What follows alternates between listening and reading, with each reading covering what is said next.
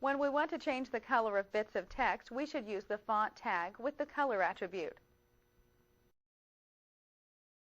For the fun of it, we'll make the paragraph, "Looking for the perfect gift," a different color, so that it will really stick out when we make it orange. To do this, we need to toggle to Notepad. Now find the content text, "Looking for the perfect gift." To change its color, we place the cursor at the left end of the line. Now we'll enter the tag.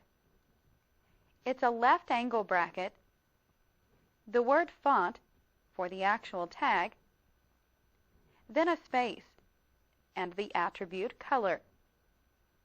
We follow this with an equal sign, then either the hexadecimal code for the color or the name of the color held within quotes. We'll use the name of the color orange. Then add the right angle bracket.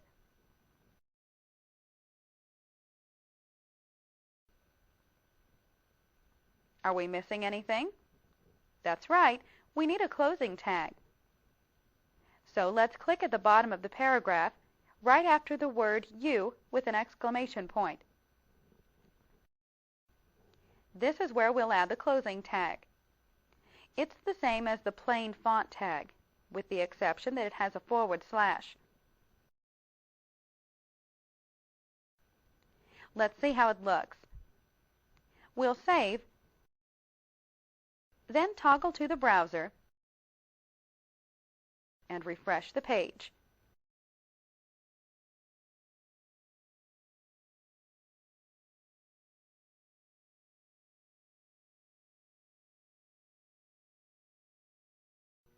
Another very important attribute to the font tag is the face attribute. Face lets us specify the type of font being used for the text.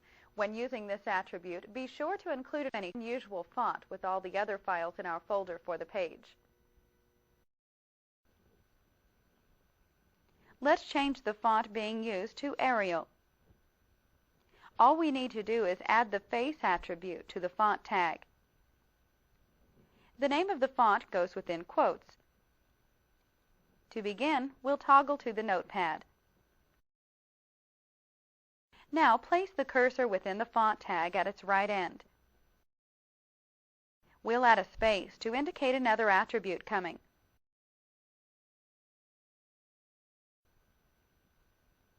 Now type face equals, then the name of the face in quotes.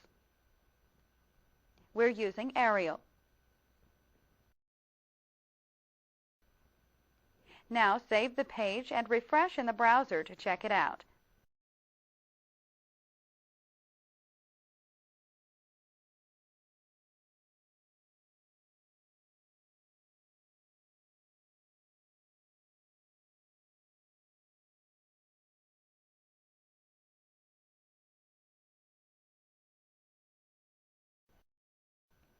We can specify the size of fonts using the font tag with the size attribute.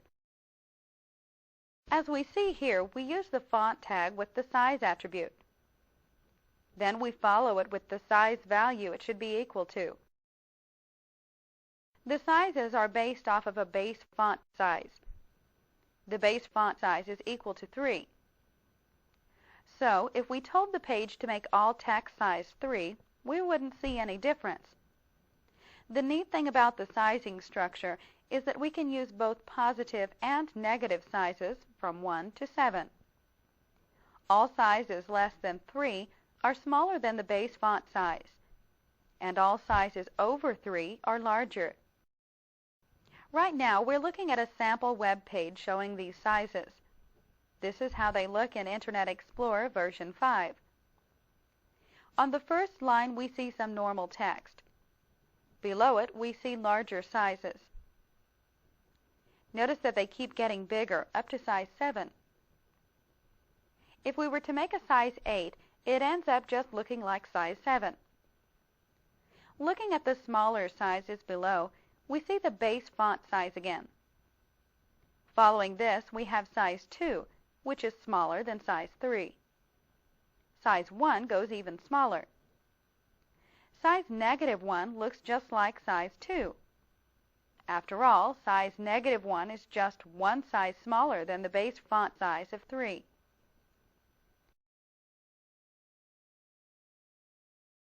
And -2 is two sizes smaller than the base font size of 3.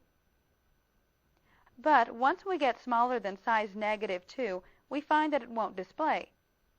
Anything smaller than -2 looks like a -2. Let's adjust the size of the orange paragraph.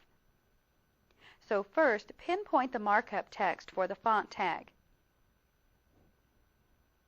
Now click at the right end of the tag, just before the closing angle bracket. With our cursor here, we'll enter the size attribute for a size of 5.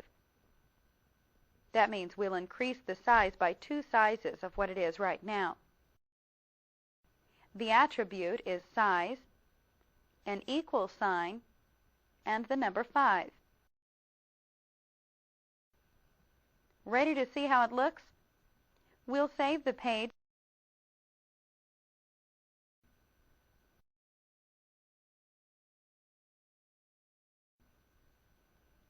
Now maximize the browser window for this code and refresh.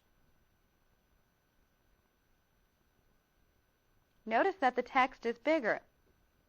We did it.